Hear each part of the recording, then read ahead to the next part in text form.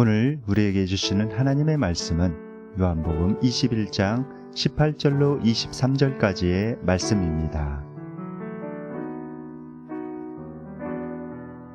내가 진실로 진실로 내게 이르노니 내가 젊어서는 스스로 띠띠고 원하는 곳으로 다녔거니와 늙어서는 내 팔을 벌리리니 남이 내게 띠띠우고 원하지 아니하는 곳으로 데려가리라.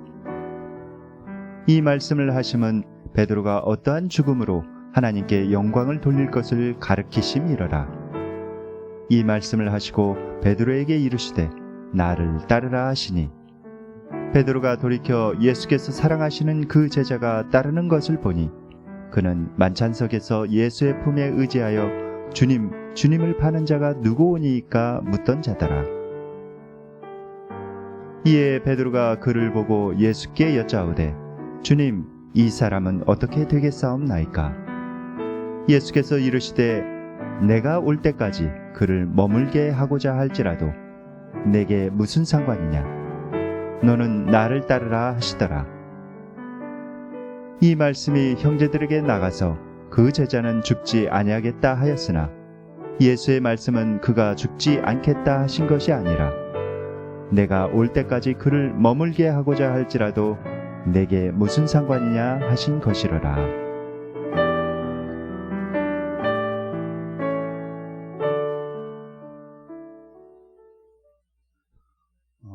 지난주에 있었던 일입니다. 날씨가 무더워서 어제 에어컨을 집에서 가동을 하였습니다. 그런데 에어컨 가동한 지 30분이 지나서 방 안에 있는데 탁탁 소리가 난 것입니다. 그래서 무슨 소리인지 궁금해서 이렇게 나가봤는데 에어컨을 꽂아놓은 콘센트에서 불꽃이 튀기고 있었습니다. 2구형 그 스위치가 달린 그런 콘센트에 에어컨 실외기와 에어컨 본체를 이렇게 꽂아뒀는데 실외기 부분 연결한 그 스위치에서 불꽃이 튀기고 있는 것입니다. 그래서 얼른 가서 이제 전원 스위치를 내리고 집에 비치되어 있는 그 소화기를 가지고 가서 그 화재를 이제 진화를 시켰습니다. 다행히도 초기에 이렇게 진화했기 때문에 거의 피해가 없고 그 콘센트만 이렇게 조금 그을렸을 그런 뿐이었습니다. 근데 하나님께 너무 감사하더라고요. 만약에 깊이 잠들었을 때 그런 화재가 났더라면은 정말 큰일 날 뻔했다 하는 생각이 들면서 하나님께서 정말 특별히 보호해 주셨구나 하는 생각이 들면서 하나님께 정말 감사했습니다. 화재가 난 그 원인을 이렇게 살펴보니까 그런 거예요. 이게 스위치형 2구형 이 스위치형 그 콘센트가 견딜 수 있는 와트 수가 있습니다. 그런데 그 견딜 수 있는 와트 수보다 에어컨에 들어가 있는 그 소모되는 그런 와트가 훨씬 높은 거예요. 그러니까 그것이 견디지 못하고 그냥 불에 타버린 것입니다. 그래서 참 여러 가지 생각을 많이 했어요. 야, 정말 여기에 적합한, 그러니까 이 와트수를 충분히 커버할 수 있는 적합한 제품을 써야 되겠구나. 무조건 싸다고 쓸 것이 아니라 여기 용도에 맞게 제작된 그런 제품을 써야 하는구나 하는 그런 생각이 들었습니다. 사람들이 어떤 물건을 만들 때에 만드는 그런 제작자는 분명히 그 용도를 생각하면서 이렇게 제작을 합니다. 이 물건은 어떤 용도로 이렇게 사용해야 한다. 그래서 그 물건을 최적으로 잘 사용하려면은 제작자가 그거를 만들면서 그 생각했던 그 용도에 맞게 이렇게 사용해야 되는 것이죠. 그렇지 않으면은 그것이 제대로 작동되지 않거나 제대로 사용되지 않고 때로는 이렇게 과부하가 걸려서 불에 타버리기도 이렇게 합니다. 그런데 그것이 물건뿐만 아니라 사람에게도 마찬가지인 것 같아요. 사람에게도 마찬가지인 것 같습니다. 하나님께서 나를 만드셨을 때 분명한 어떤 목적을 가지고 다른 사람이 아니라 나를 통해서 이루고자 하시는 그런 목적이 있는데 그 목적에 벗어나서 다른 사람이 정말 세상이 원하는 또 다른 사람이 원하는 그런 인생을 살아가다 보면은 문제가 이렇게 생길 수가 있는 것이죠. 하나님께서 지금까지 수십억의 그런 사람들이 이 땅에서 이렇게 태어나도록 이렇게 하셨습니다. 하나님께서 창조하셨죠. 그런데 놀라운 것은 그 수십억의 사람 중에 나와 똑같은 사람은 하나도 없다는 거예요. 그 수십억의 사람 중에. 참 놀랍지 않습니까? 나와 똑같은 사람은 하나도 없고 나는 이 땅에 살아가면서 유일무이한 존재라는 것입니다. 하나님께서 나를 만드셨을 때 그렇게 만드셨어요. 유일무이한 존재로 만드셨습니다. 시편 139편 13절 14절 말씀 다 함께 읽겠습니다. 예, 시작. 주께서 내 내장을 지으시며 나의 모태에서 나를 만드셨나이다. 내가 주께 감사함은 나를 지으심이 심히 기모하시니라. 주께서 하시는 일이 기이함을 내 영혼이 잘 아나이다. 네. 주님께서는 우리를 잘 아시죠. 모태에서 우리가 생성되기 전부터 우리의 존재를 이미 알고 계셨다고 합니다. 누가 태어날 것이라는 걸 다 알고 계셨다는 거예요. 그처럼 우리를 잘 아시는 분이 바로 하나님이십니다. 그리고 하나님께서 우리를 이 땅에 태어나게 하셨을 때는 분명한 어떤 목적을 가지고 태어나게 하셨다는 것입니다. 어떤 계획을 가지고. 풀 한 포기도 이렇게 하나님께서 그냥 창조하지 않으셨습니다. 하물며 하나님의 형상을 닮은 인간이 이 땅에 태어났을 때는 분명히 그 사람을 통해서 이루고자 하시는 어떤 목적이 있다는 것입니다. 하나님께서 여러분을 이 땅에 보내신 그 이유는 무엇일까요? 여러분은 이 땅에서 무엇을 하면서 어떻게 살아가야 합니까? 오늘 말씀을 통해서 이런 부분에 대해서 좀 더 우리가 깊이 생각해 보기를 원합니다. 예수님께서는 베드로에게 내가 젊었을 때는 스스로 띠띠고 다녔거니와 나이가 들어서는 남이 내게 띠띠우고 내가 원하지 아니하는 곳으로 데려가리라 이렇게 말씀을 하셨습니다. 그런데 이 말씀은 이제 사도 요한이 해석하기를 이 말씀은 베드로가 어떠한 죽음으로 하나님 앞에 영광을 돌릴지 그것을 알려주기 위함이다 이렇게 말씀하였죠. 정말 그렇게 이제 주 61년 7월 달에 이제 베드로가 순교한 것으로 이렇게 전해지고 있습니다. 이런 말씀을 하신 다음에 예수님께서 베드로에게 나를 따르라 이렇게 말씀하셨어요. 나를 따르라. 띠 얘기를 하신 다음에 나를 따르라. 근데 나를 따르라는 말은 무슨 의미일까요? 예수님께서 베드로에게 나를 따르라 이렇게 말씀하셨는데 나를 따르라는 그 말에는 어떤 의미가 들어있을까요? 우리 가만히 생각해 보면은 그것을 알 수가 있어요. 예수님께서 얼마 전에, 며칠 전에 십자가를 지셨죠. 십자가를 지시고 그 험한 십자가를 지시고 십자가에서 죽으시고 다시 부활하셨습니다. 그러니까 베드로에게 바로 그 십자가 사건이 생생하게 기억되고 있는 그 순간에 나를 따르라는 그런 의미는 어떤 의미로 다가왔을까요? 그렇죠. 십자가를 지고 나의 길을 뒤따르라 이런 말씀이죠. 누가복음 9장 23절에 제자의 자격에 대해서 예수님께서 말씀하고 계시는데 한번 다 함께 읽어보겠습니다. 예, 시작. 또 무리에게 이르시되 아무든지 나를 따라오려거든 자기를 부인하고 날마다 제 십자가를 지고 나를 따를 것이니라. 여러분, 하나님의 아들 예수님의 제자가 된다는 것, 예수님의 뒤를 따라간다는 것은 굉장한 영광입니다. 정말 굉장한 영광이죠. 대통령의 비서만 돼도 얼마나 큰 영광입니까? 비서관. 청와대에서 대통령 비서로 일해. 정말 영광이죠. 그런데 온 우주를 지으신 창조주이신 하나님의 아들의 뒤를 따른다는 것. 그거는 보통 큰 영광이 아닙니다. 이 땅에서 세상 사람들이 모르지만은 하나님의 나라가 도래하고 그 왕국이 이루어졌을 때는 이거는 보통 영광이 아닌 거예요. 그런데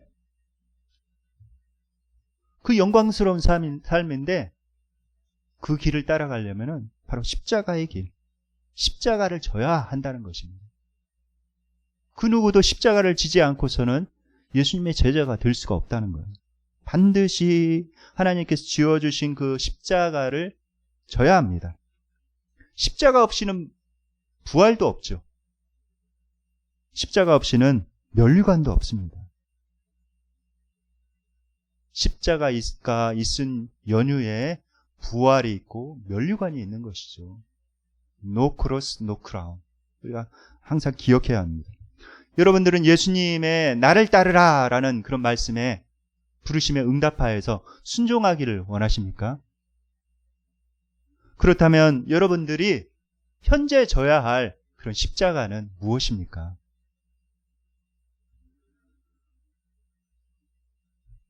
베드로는 예수님의 나를 따르라 이 말을 듣고 마음을 다시 한번 다졌을 것입니다. 며칠 전에는 내가 예수님을 3번 부인하고 예수님을 따라가지 못했지만은 이번에는 내가 반드시 따라가리라. 내가 죽더라도 어떤 상황에 처하더라도 나는 예수님을 꼭 따라가리라. 아마 마음을 다졌을 것입니다. 내가 나를 사랑하느냐 3번의 질문을 듣고 마음속에 굳게 다지고 다졌을 거예요. 그런데 나를 따르라는 그 말을 듣고 베드로에게 유독 눈에 들어오는 한 사람이 있었습니다. 거기에는 다른 제자들도 있었는데 베드로의 눈에 유독 들어오는 그 한 사람이 있었어요. 그 사람은 어떤 사람인가?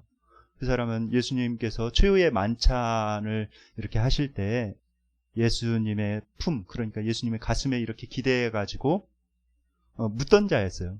예수님을 파는 자가 누구입니까? 라고 묻던 사람이었어요. 그러니까 예수님 옆에서 예수님께 이렇게 가슴에 기댈 정도면은 보통 예수님의 총애를 받는 사람이 아니죠. 그래서 베드로 생각에는 항상 그런 생각이 있었던 것 같아요. 이 제자에 대해서 그런 좀 시기심 비슷한 게 있었던 것 같습니다. 그리고 자기가 예수님을 3번이나 부인했을 때도 이 제자는 끝까지 예수님 곁에 남아서 십자가에서 예수님께서 임종하실 때에도 끝까지 지키시고 예수님의 육신의 모친인 마리아까지 이렇게 돌보는 그런 사람이 되었던 것입니다. 그러니까 베드로의 마음 가운데는 그 제자만 보면은 그런 열등감이 생겼던 것 같아요. 비교의식이 생기고. 그래서 이제 예수님께 그렇게 묻는 것입니다. 이 사람은 어떻게 되겠습니까? 그런데 여러분, 어떤 그 열등감을 방치해 두면은 그 시기심으로 변하게 됩니다. 시기하게 되죠. 그러면은 사람과의 관계가 이렇게 깨어지게 되고, 또 열등감, 비교의식을 이렇게 방치해 두면은 자학할 수가 있어요. 나는 왜 이렇게 못하는가? 나는 형편없는 사람이야. 그러면서 자학하면서 자기 자존감이 무너질 수가 있죠. 또는 다른 사람을 원망할 수가 있어요. 아유, 부모가 나를 이렇게 낳아줘가지고 왜 이렇게 머리가 나쁘게 만들고 나를 낳아주고 내 외모는 왜 이런가? 이렇게 원망할 수가 있습니다. 비교의식, 이것이 참 문제인 거예요. 비교의식은 나에게 주어진 길을 묵묵하게 걸어가는데 최대의 핵심적인 방해물입니다. 어느 고매한 수도자가 있었습니다. 이 사람은 결심하고 결심했어요. 내가 정말 예수님만을 이렇게 따르리라. 세상의 부귀영화 이런 거 다 버리고 순수하게 예수님만을 바라보며 살아가리라. 어느 장군의 말처럼 정말 세상의 부귀영화를 돌처럼 여기고 이 사람은 예수님을 더 깊이 알아가고 따라가기 위해서 깊은 삶 속에 들어가서 수도 생활을 했습니다. 기도와 말씀, 하나님 앞에 깊이 거하는 그런 생활을 오랫동안 이렇게 했어요. 오랫동안. 그러자 그의 영성이 이제 소문이 퍼진 거예요. 그래서 그에게 배우고자 하는 그런 사람들이 그에게 하나 둘씩 찾아오게 되었고 어느새 많은 사람들이 그에게 배우고자 이렇게 찾아오게 됐습니다. 그런데 이 영성이 깊은 수도사가 이제는 처음에는 기쁨으로 그들을 이게 받아서 이렇게 가르치다가 너무 많은 사람들이 이렇게 몰려오니까 그것도 방해가 된다. 하나님을 바라보고 깊은 영성을 쌓는데 방해가 된다는 생각이 들어서 이제 그들을 피해서 높은 나무 위에 올라간 것입니다. 나무 위에 올라가지고 나는 오직 예수님만 이렇게 바라보리라 하고 거기에서 예수님 바라보고 이렇게 기도하고 있는데 자기한테 배우고 있던 한 제자가 어느 날 와서 한 소식을 전해줬어요. 그런데 그 소식을 듣자마자 그 나무에서 황급히 내려오게 되었습니다. 그 소식은 무엇이었는가? 그 소식은 이런 것이었죠. 당신의 신학교 동기가 총회장이 되었답니다. 라는 그 소식을 듣고 황급히 내려온 거예요. 나는 이게 뭐람? 나는 산속에서 이게 뭐람? 내 동기는 총회장이 되었다는데. 비교의식이 생긴 것이죠. 이것을 현대적으로 우리가 생각해 보면 마치 그것과 같아요. 나는 내가 공부하고 싶은 그런 학과에 잘 이렇게 들어갔어. 그래서 너무 감사하고 있는 거예요. 대학에 딱 들어가서. 그런데 나하고 같이 공부했던 중학교 때 같이 공부했던 나보다도 공부 잘 못했던 친구는 인서울 했대. 그 기쁨이 딱 없어지는 거예요. 싹 없어지고. 또 누구 친구는 자기가 잘 알고 있는 그 친구는 스카이에 갔대. 이제 기쁨이 싹 없어져 버리는 것입니다. 그것과 같은 것이죠. 비교의식. 이것이 참 큰 문제인 거예요. 비교는 대부분의 불행의 출발점입니다. 대부분의 불행의 출발점이 바로 비교의식이에요. 베드로의 최후의 시험은 무엇이었는가? 사탄이 베드로에게 최후의 시험을 이렇게 던졌는데 그것은 다른 사람과 비교하는 그런 비교의식이었습니다. 그래서 예수님께 이 사람 어떻게 되겠습니까? 라고 이렇게 묻고 있는 것이죠. 예수님께서는 베드로의 이런 심사를 잘 아셨습니다. 그래서 베드로에게 뼈 있는 한마디를 이렇게 하시지요. 그 말씀이 바로 오늘 본문 22절 말씀입니다. 22절 말씀 다 함께 읽겠습니다. 시작. 예수께서 이르시되 내가 올 때까지 그를 머물게 하고자 할지라도 내게 무슨 상관이냐? 너는 나를 따르라 하시더라. 네. 예수님께서 뼈 있게 한마디 하시죠. 내게 무슨 상관이냐? 너는 나를 따라라. 그가 오랫동안 살지 그냥 여기에 영원토록 머물지 그런 것이 무슨 상관이냐? 너에게 상관없으니 너는 나를 따라라. 나를 따라오기만 하면 돼. 라고 예수님께서 말씀하고 계십니다. 예수님께서는 왜 너는 이 사람보다 못했느냐 이렇게 비교하면서 어떤 사람을 평가하지 않으세요. 성경을 읽어보면 한 번도 그렇게 하신 적이 없으십니다. 예수님께서 우리를 평가하실 때는 우리와 1대1의 관계에서 이렇게 평가를 이렇게 하십니다. 신약 성경에 보면 복음서에 예수님께서 사람들을 불러다가 이제 5달란트, 그 사람들의 재능에 맞게 5달란트를 맡기고 2달란트를 맡기고 1달란트를 맡깁니다. 그리고 나서 나중에 이렇게 정산을 하는데 비교하지 않으세요.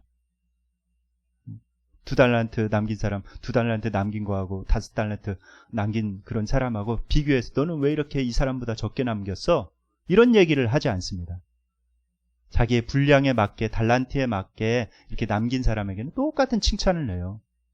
잘하였도다. 착하고 충성된 종아. 내 주인의 즐거움에 참여할지어다. 이렇게 똑같은 칭찬을 하죠. 예수님께서는 우리를 평가하실 때 어떤 다른 사람과 이렇게 비교해서 평가를 하시는 것이 아니라 1대1과의 관계에서 그 사람을 평가하는 것입니다. 이거 참 기억해야 돼요. 비교는 많은 불행의 출발점이라는 것을 항상 기억하시기 바랍니다. 여러분들 홍현희 씨를 아십니까? 홍현희 씨.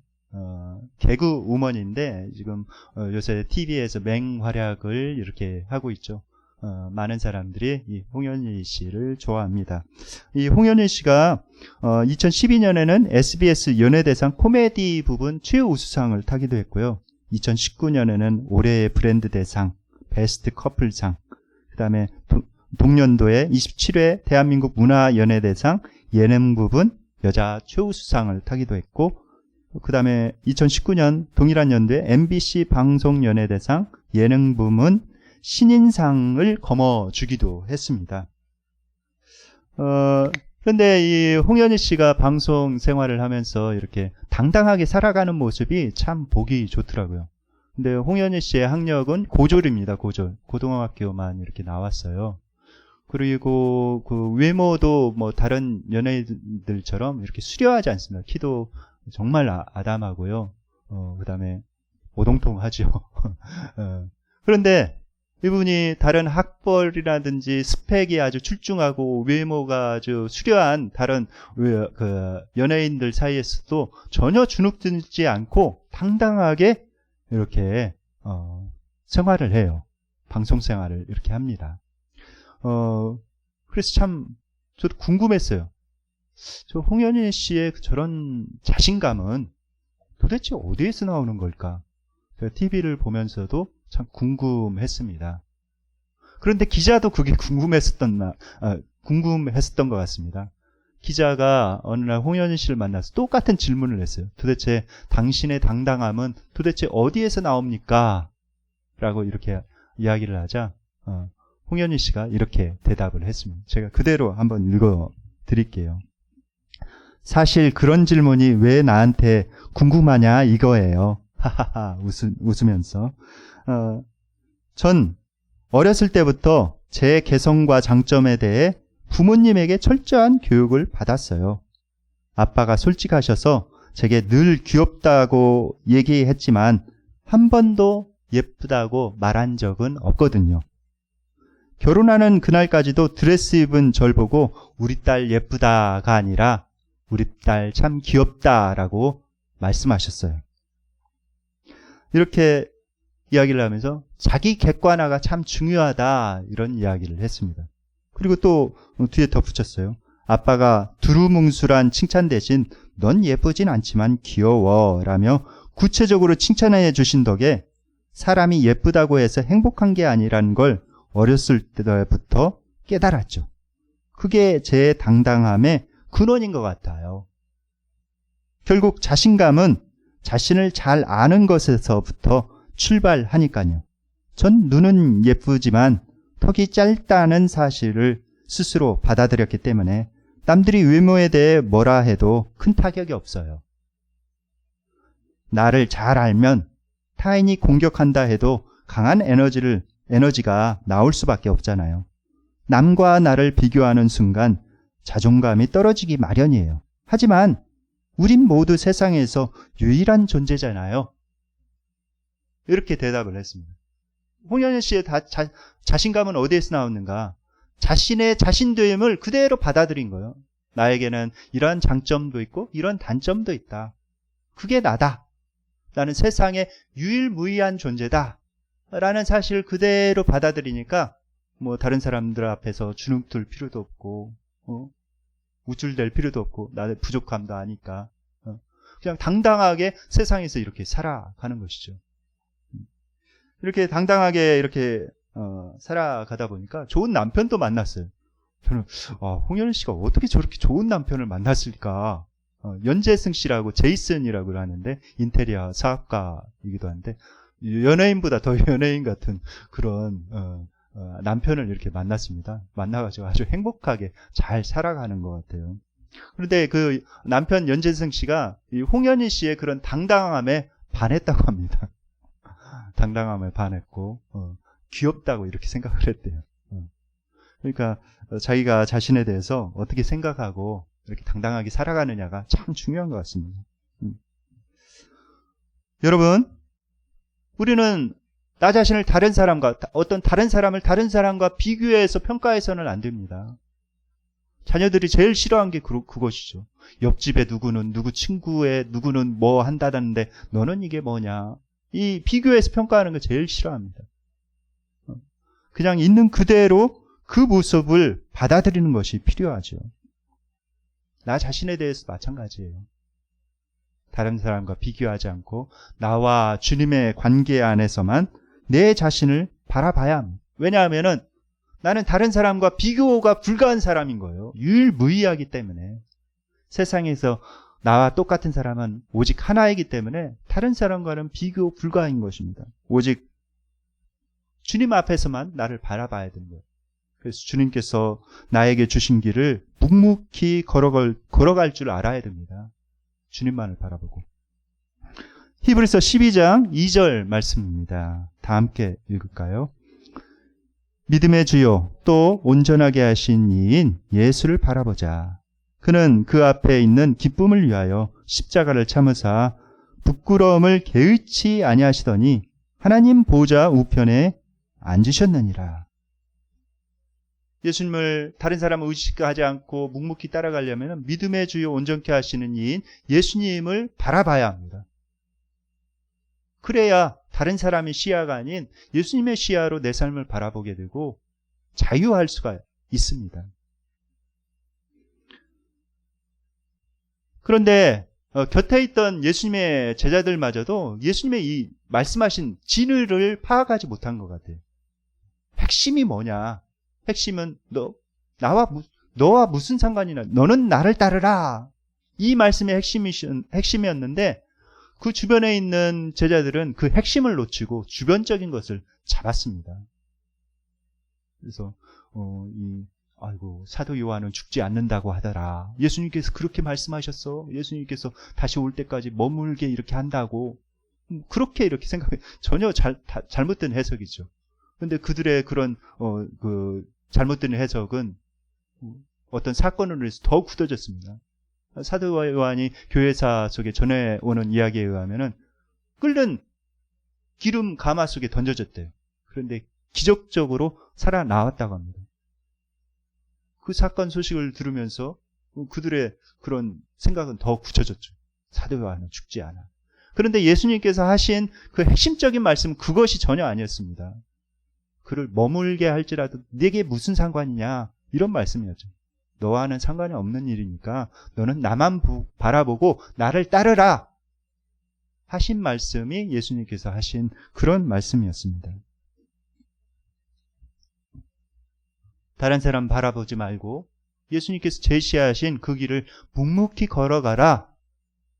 예수님께서는 이렇게 말씀하셨죠. 최근에 책이 나온 책이 있는데 그 책은 청년 도배사 이야기라는 그런 책입니다. 이 책은 누가 지었냐면 연세대학교 사회복지학과를 이렇게 전공을 하고 이제 복지센터에서 이제 취직을 해가지고 이제 일을 하다가 그 일을 그만두고 이제 도배사 일을 하게 된 사람이 지었어요. 그분의 이름이 배윤슬 씨인데 한번 보여주세요. 그 다음 장. 이분이 배윤슬 씨입니다. 이 사람이 이제 그 사회복지사 꿈을 꾸고 이제 그쪽에 전공을 이렇게 하게 되었는데 막상 기관에 들어가서 일을 하다 보니까 자기가 생각하던 그런 일이 아니라는 것을 깨닫게 되었습니다. 조직 문화가 너무 폐쇄적이고 굉장히 자기와는 이렇게 맞지 않다는 것을 알게 되었어요. 회식도 작고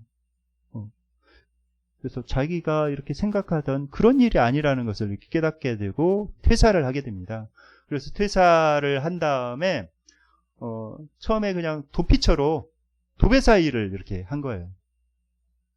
도배사 일이 있으니까 그냥 그 일을 해야 되겠다 해서 이렇게 시작을 했는데 도배사 일을 하다가 보니까 자기와 이렇게 잘 맞는다는 것을 깨닫게 되었다고 합니다. 도배사 일을 하면서 이렇게 보니까 다른 사람에게 어떤 얽매이거나 그러지 않고 자기가 해야 될 일을 묵묵히 이렇게 해나가면 되고 그 도배사 일을 하면서 벽 앞에 이렇게 마주서서 일을 하면서 자신의 과거를 이렇게 되돌아보고 현재를 되돌아보고 앞으로 어떻게 살아가야 될 것인가, 그 도배사 일을 하면서 그것을 생각할 수 있어서 참 좋았다라고 이렇게 이야기를 해요. 그런데 가끔 사람들이 이런 질문을 해온다고 합니다. 보아하니 이렇게 똑똑한 아가씨가 왜 이런 일을 하고 있느냐?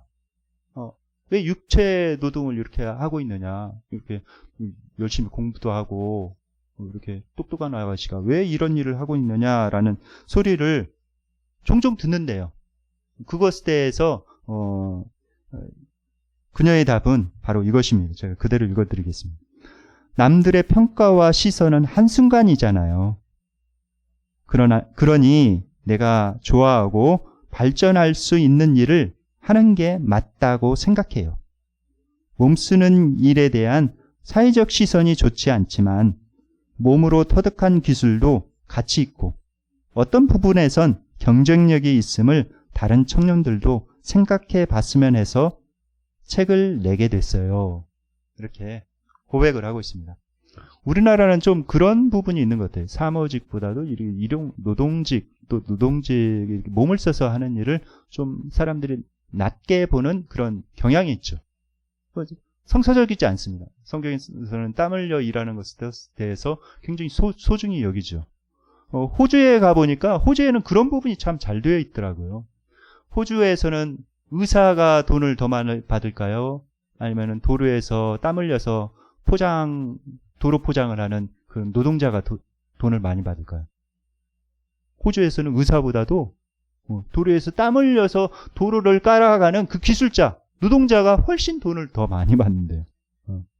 그러니까 거기에서 참 부러운 것은 그것이더라고요. 호주에서 부러운 점은 어떤 천편일률적으로 다 공부해서 뭐 명문대 가고 뭐 우리나라에서 말하자면 판검사, 뭐 의사, 뭐 사자 들어간 거 그런 직업을 이렇게 하려고 하는 것이 아니라 자기가 진짜 하고 싶은 일, 그것을 선택해서 이렇게 할 수 있다는 것이, 그리고 사회적으로 평가도 그렇게 인정해 준다는 것이 너무 이렇게 부러웠습니다. 부러웠죠.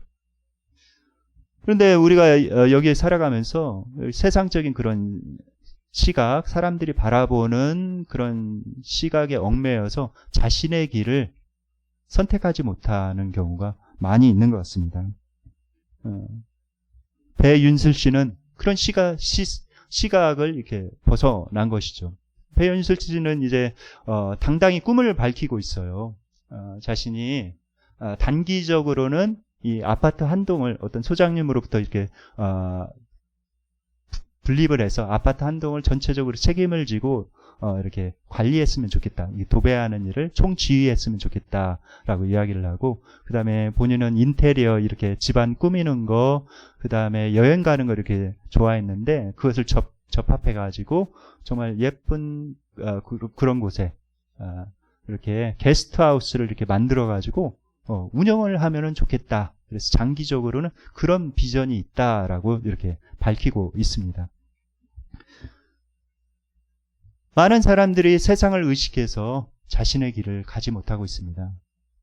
세상의 돈, 명예, 권력, 이런 세상의 시야를 통해서 자기 자신을 바라보고 자신의 길을 이렇게 잘못 선택하는 경우가 많이 있습니다.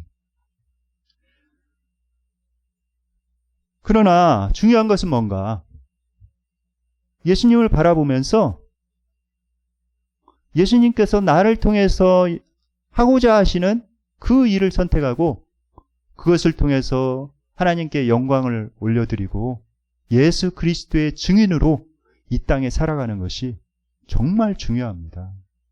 인생은 단 한 번뿐이죠. 그리고 그렇게 선택해야 하는 이유는 예수님께서 우리를 평가하실 때 어떤 다른 사람과 비교해서 평가하는 것이 아니라 나와 1대1의 관계에서 나를 평가하시기 때문에 그렇습니다. 오늘도 주님께서 말씀하십니다. 너와 무슨 상관이냐? 너는 나를 따르라. 말씀하십니다. 이제 말씀을 기억하며 하나님 앞에 기도하는 시간을 갖도록 하겠습니다.